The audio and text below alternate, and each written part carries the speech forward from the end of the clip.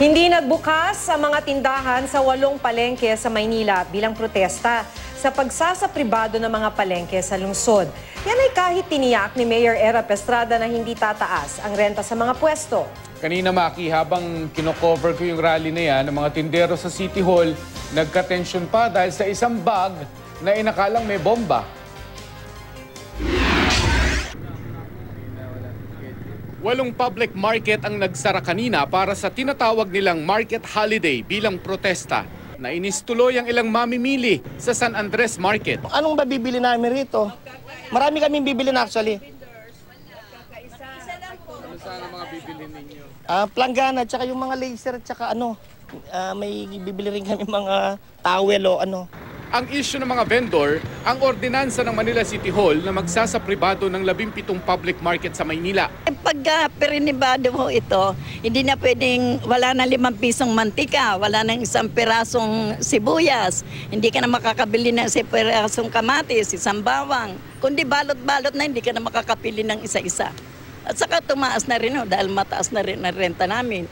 Huminto rin ang bentahan sa Trabaho Market. Dinala sa kalye papuntang City Hall ng mga vendor ang kanilang hinaing. Dati nang ipinapaliwanag ni Manila Mayor Joseph Estrada na hindi tataas ang renta sa ilalim ng joint venture para pagandahin ang mga palengke.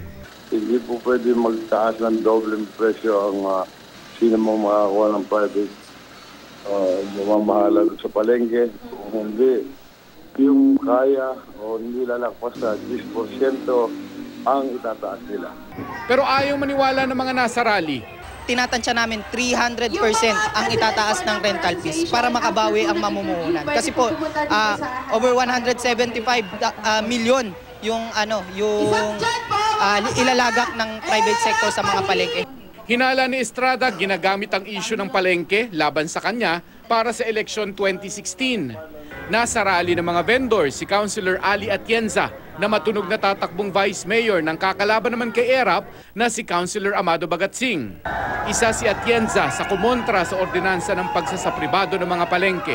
Ang sabi po ng Santo Papa, lahat po tayo dapat makialam sa politika, isang responsibilidad at obligasyon ng bawat isa na makialam sa politika. Ang politika po hindi masama. Sumasama po yan pag ang ginagawa ng mga nakaupo ay mali. Wala pang pahayag si Bagatsing. Ang mga taga Pritil Market umaasang haharapin sila ng mayor at pakikinggan kaya hindi sila sumama sa market holiday. Isa pa, malaking parusa raw sa munting vendor ang isang araw na hindi makapagtinda. Sa gitna ng rally sa City Hall, nagpatensyon naman ang abandonadong bag na ito na narespondehan ng bomb squad. Pero nalamang maruruming damit lang pala ang laman ng bag. So malalaman po natin yan mamaya kasi bisigahan natin ito yung mga delivery truck natin kung may nakaiwan po sa kanila. Hindi naman napahinto ng bomb scare ang mga vendor na tuloy lang sa kanilang kilos protesta.